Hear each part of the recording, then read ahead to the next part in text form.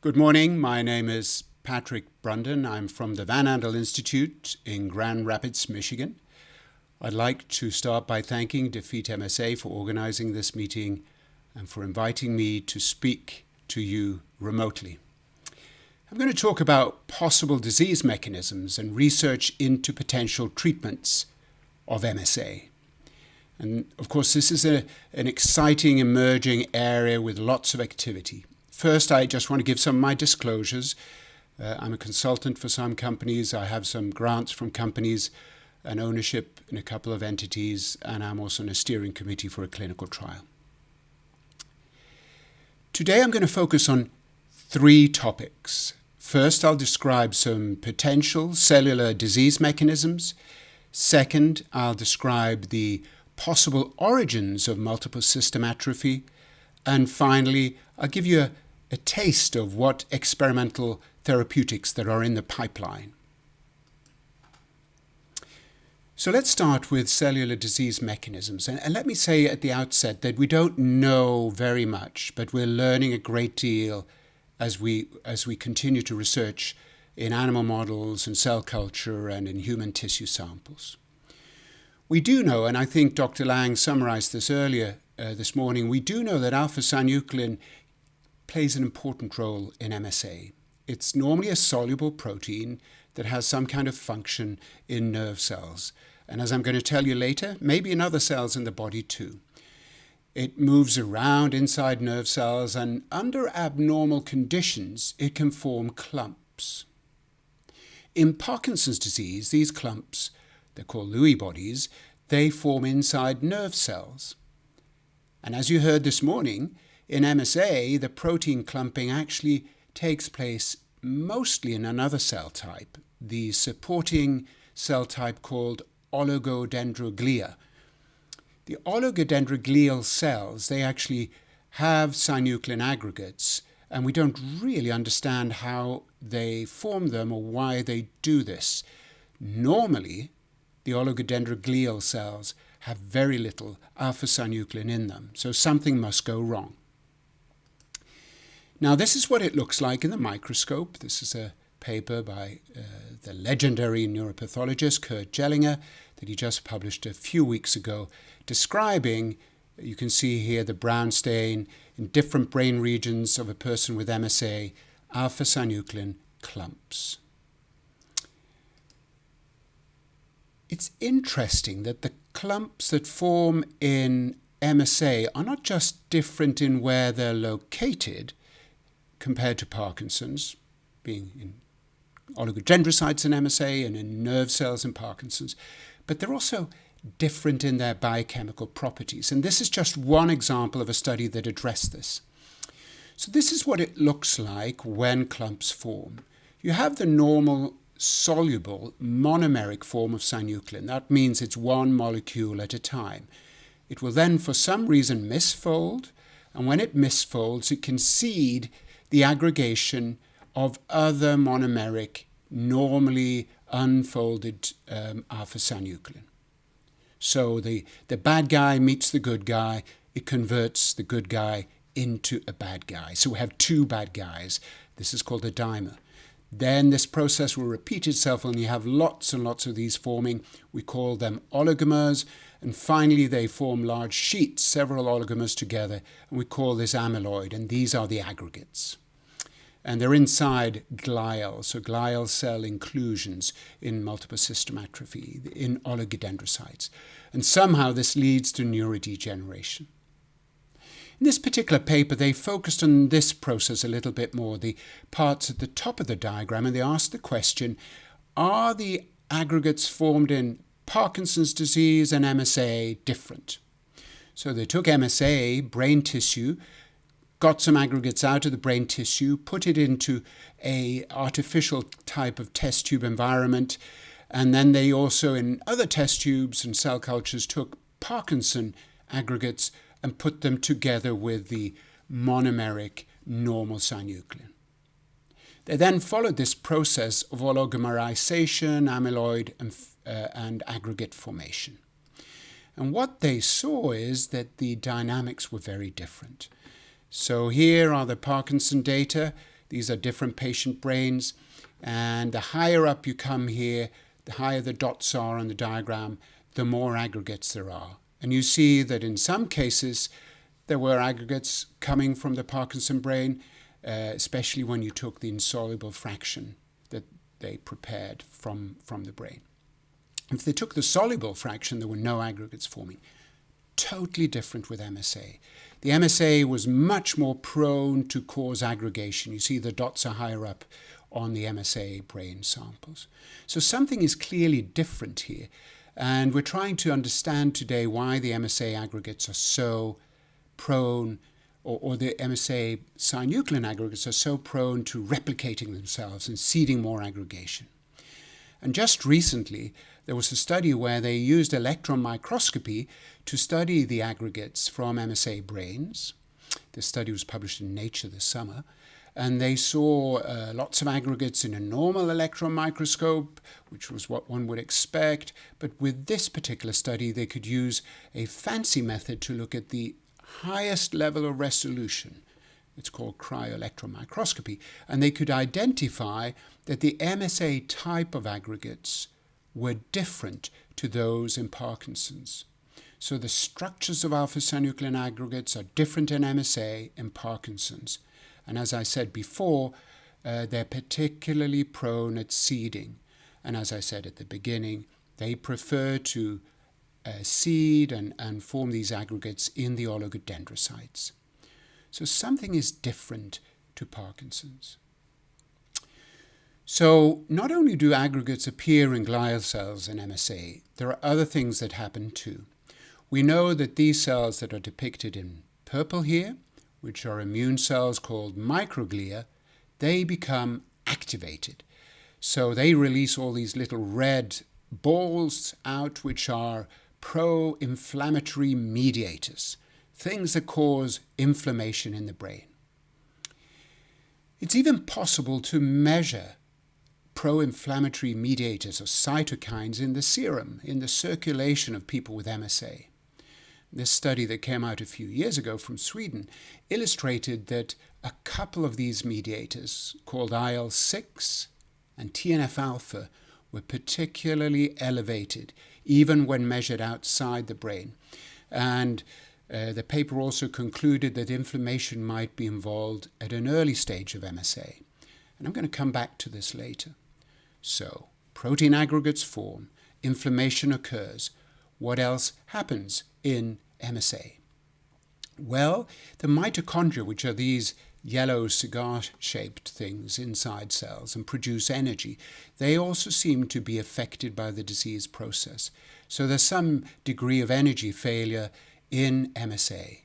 And as a result of all of these events, the protein aggregates, the inflammation, the connections between nerve cells are impaired, and we've heard this earlier today also, the myelin sheaths are destroyed, and eventually the cells die. So we do know something about what's going on in MSA, but why does it start? What's the origin of the disease? Well, you heard in Dr. Lang's presentation that there's a whole plethora of different symptoms in the disease, ranging from psychiatric, sleep, heart, things that occur obviously with movement, but even skin, gut symptoms, and interestingly, urogenital symptoms. There are no known mutations that cause MSA.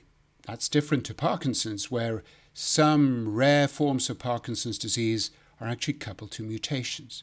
So we don't get any clues from the genetics in that sense in MSA.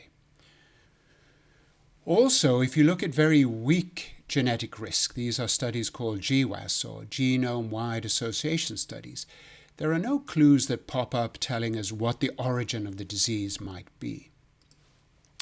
There are also no clear environmental risk factors that we can say with certainty are coupled to MSA. But we do know, as I just mentioned, that inflammation might be involved in early MSA stages. So how could we then try to understand what the origins of MSA are? Well, we could look at the time course of clinical features. And whilst many people focus on the motor disturbances in MSA, the very earliest events are different. Even before having motor symptoms, most people who are diagnosed with MSA can recall that they had sexual dysfunction, urinary dysfunction, sleep disorder, they had problems with the blood pressure when they're standing up suddenly, orthostatic hypotension. And we also know that the disease pathology spreads as the disease gets worse. And we do know where it tends to start. So we have some clues what parts of the brain are affected early and what parts of the peripheral nervous system are affected early. So perhaps we can learn about the origins of MSA by looking at what could be the origins of sexual dysfunction and urinary dysfunction in the disease. So what I'm going to talk about now is an early area of research. We haven't gotten that far yet, and we have a hypothesis that urogenital organs are affected early and could be one starting point for the disease process. The rationale is, of course, that urogenital symptoms occur early. MSA patients also frequently report bladder infections, which of course could be part of the nervous system failing there, but it could also be a sign that they've had this for a long time. We do know now, from the last year or so, that synuclein aggregates are prevalent in the bladder wall and the urinary sphincter. And we also have learnt recently that synuclein aggregates can spread in a mouse model from the urinary bladder to the central nervous system. So we have this idea, our hypothesis is that, urinary tract infections in most people, because most people will have this at some point in their life, doesn't do anything, doesn't cause MSA. But in rare conditions, when there for some reason is an additional facilitating factor, which we don't know what it is, MSA will develop by this early event in the urogenital region. So let me explain some more details behind this hypothesis. There was a study that just came out this summer showing the synuclein aggregates in the bladder wall and the sphincter, that they're very prevalent and that you can have spread of aggregates in a mouse model. It's this paper that was published on June 26 from a Chinese group. Here are some pictures showing synuclein aggregates in the bladder wall and the urinary sphincter, and they compared people with MSAP and MSAC with people affected by Parkinson's, progressive supranuclear palsy, or normal controls. And you can see that it was a very common occurrence in MSA, and it was extremely rare or didn't happen in the other groups. So these were actually aggregates in nerve endings out here in the periphery. In the same study, they chose to create a mouse model where they were trying to replicate what they think happens in humans. So they injected synuclein PFFs, that is short for preformed fibrils, which are aggregates that you make in a test tube. And they injected these into the wall of the bladder of the mice. And lo and behold, all this brown stuff is synuclein aggregates that they found a few months later inside the central nervous system, far away from the injection site. So there was a progressive development of synuclein pathology in the central nervous system. And this is a depiction, a schematic showing the injection here in the urinary bladder and the nerves that could carry these aggregates into the central nervous system and cause the spreading up the spinal cord to the brainstem and eventually to the midbrain. That's where the dopamine neurons are that succumb in many forms of MSA. So fascinating. This is still a mouse model. Now, we've been interested in this because of these findings, and a postdoc working in my lab over the past couple of years, together with another postdoc and student, I'm going to name them later, my postdoc who started this is Wouter Perlitz, have been seeing if the ultimate trigger could be urinary tract infections. So we've been using uropathogenic E. coli bacteria, and we've infected mice with these bacteria. What we see is that synuclein is upregulated. So there's more synuclein in the bladder wall compared to when we inject the bacteria compared to just injecting a control buffer solution. We've measured this in a couple of different ways. So there's lots more synuclein as a response to the bacteria. And when we look in a microscope, we see that some of this alpha-synuclein, here it is stained in the microscope, is in the same location as something called myeloperoxidase, which is a marker for white blood cells. So remember, alpha-synuclein is traditionally viewed as a protein that works or does something in nerve cells. But here, clearly, it's in white blood cells. And what we've learned during our studies is that, in fact, neutrophils, which is a special class of white blood cells, when they're killing E. coli, the bacteria, they release nets. And these are a normal molecular trap that they release. And these nets actually contain synuclein. So Miguel Aguileta and Elisa Kaysen, the postdoc and the student who joined this project, have created a model in cell culture where they look at the release of these nets as the cells, in this case just cultured cells, are exposed to bacteria. And lo and behold, here we see cells releasing these fibrous nets that also contain alpha-synuclein, which is in this panel here. So white blood cells, immune cells that deal with bacteria, can release alpha-synuclein. And we're now trying to understand what all of this means. We're also seeing this sort of phenomenon in human bladders that have been inflamed for one reason or another. We see this synuclein, and it's right inside these white blood cells. So, urogenital dysfunction is a common early feature in MSA, and synuclein pathology occurs in the urinary tract. And we know from the Chinese study that if you inject synuclein aggregates in the mouse bladder, it can propagate up into the central nervous system. So this is all supporting this hypothesis. And we know that urinary tract infections in mice are associated with elevated synuclein, and white blood cells called neutrophils can release these in the so-called extracellular traps as they're trying to kill off bacteria. So these are ideas that support the hypothesis, but there's a lot more research needed to understand whether urinary or genital infections could be a starting point for MSA. So let me finish off during the last 10-12 minutes with some experimental therapeutics. I'm going to talk about three categories. The idea that one can prevent synuclein aggregation, the idea that one can remove synuclein aggregates, and finally the idea that improving metabolism or reducing inflammation could be beneficial in MSA. So let me start with preventing synuclein aggregates. And there are many, many types of studies going on. I'm just going to highlight a couple in each category.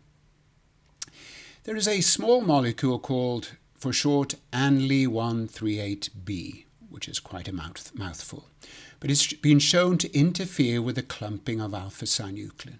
So you remember I told you before that the monomeric synuclein, these are normal forms of synuclein, can form oligomers, and these can then proceed to form fibrils, or amyloid. This is a process that we don't like. Anli can interfere with this, Anli-138B. And a study published last year from an Austrian group showed that if you give Anli-138 to mice that have a model of multiple system atrophy, you can inhibit the cell death that occurs in the substantia nigra, and you get improved behavior that is correlated with fewer cells dying. So these are slips in the steps, motor dysfunction, but there's less motor dysfunction, or there's better motor function if you rescue cells. And this is also associated with a reduction of phosphorylated alpha-synuclein, which is this aggregated form.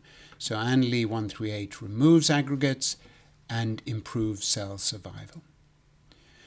There's a company that owns Anli-138B. It's called MODAG, and they have started first-in-human trials.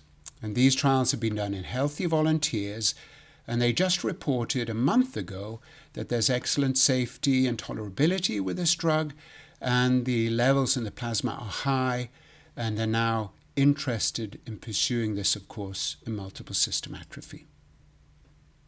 So that was a way of preventing the aggregation. How about removing aggregates that are already there? Well, using antibodies from the immune system, it's possible actually to remove alpha-synuclein as it is moving between cells. Because alpha-synuclein doesn't seem to stay just in the cell where it's formed. So aggregates seem to jump from one cell to another, be it a neuron or oligodendrocyte. So the idea is then to attack this synuclein when it's outside using antibodies that come from the immune system. And these antibodies will then direct the synuclein away from the nerve cell or from the glial cell into an immune cell, the so-called microglia cell. And here we're using the immune system to do something good. And a study published about 5 years ago showed in a mouse model of MSA that one could reduce the aggregates that are formed when treating with a vaccination protocol. So the mice were vaccinated in a way that they formed antibodies to the synuclein. And instead, the synuclein was directed into the immune cells. This is a marker for immune cells. There's lots more synuclein present in the immune cells as the immune cells were trying to get rid of it and degrade it. This has now led to clinical trials, both in Parkinson's disease and MSA. There's been a phase 1 trial in MSA that was completed a couple of years ago using a variety of vaccines from the company Apheris. They're called Afitope and they have a numerical code. So these have been shown to be well tolerated. They generate immune responses, which is what you want in this case, and it seems to be targeting MSA. In the case of Parkinson's, there was just this summer again a study reported saying that it is safe in a phase 1 trial, and they're now going to enter phase 2. And we could probably anticipate that there'll be phase 2 trials also in MSA in the not too distant future. Finally, let me talk about improving metabolism and reducing inflammation. There is a drug called exenatide, which is an agonist for a receptor called GLP-1. Exenatide was developed as a drug for type 2 diabetes to improve metabolism in people with diabetes. And we know now that it can improve metabolism in the brain and also reduce unwanted neuroinflammation in the brain. This is a very complicated diagram. At the top of it here, you see the GLP-1 receptor. All the events down here are molecular changes that occur when you stimulate the GLP-1 receptor. So giving a drug that affects this receptor does a lot of things in the brain, both in nerve cells and in oligodendrocytes, presumably, and in immune cells. The drug was tested a few years ago in Parkinson's disease, and in a paper published in Lancet Neurology by Tom Fulton and his group, they saw that the patients didn't deteriorate as much as the controls when they received exenatide. Notably, when the treatment was stopped, there was still a significant difference between the placebo group, who didn't get any exenatide, and those who got exenatide. This was a study that went on for over a year. So this suggested there was actually a possible disease modification in Parkinson's disease when using exenatide. Now, this is not definitive proof. There's now a multi-center phase 3 trial just starting in Parkinson's disease to address whether this is really an effective therapy. But of course, Parkinson's and MSA share several features, and therefore it's interesting to see if it works in MSA. And there have been recent animal studies just 3 years ago in a multiple system atrophy model showing that you can protect substantia nigra dopamine neurons with exenatide in an MSA mouse model. As a result, recently, in fact right now, a clinical trial is starting in London by Tom Fulton's group using exenatide in MSA. This trial will go on In 50 patients, half will receive the active drug, half will be controls, for a total of about a year. And there'll be an assessment of if there's a slowing of disease progression. Now, what is the future? I've given you 3 examples of potential therapeutic strategies. Well, the good news is that there are multiple targets. There are ways of targeting alpha-synuclein as it misfolds. There are ways of targeting alpha-synuclein aggregates when they're in the extracellular space, moving between cells. And there are ways of reducing energy defects and reducing neuroinflammation, for example, with exenatide. But I think what the future holds is also that we will have to try to affect the disease earlier. So as Tony Lang said earlier this morning, it'll be absolutely essential to diagnose the disease as early as possible, perhaps using new biomarkers, and to figure out who's going to get the classical MSA before they actually have it. Then we can do the best, the greatest neuroprotection before the horse has left the barn, I think is what Dr. Lang called it. So with that, I want to thank the people who've done the work that I described in my group. I also cited a lot of other groups who've done work, and I want to thank people who have funded work related to today's presentation. And finally, I'd like to thank all of you for listening, and I look forward to the Q&A session that will start later today. Thank you so much.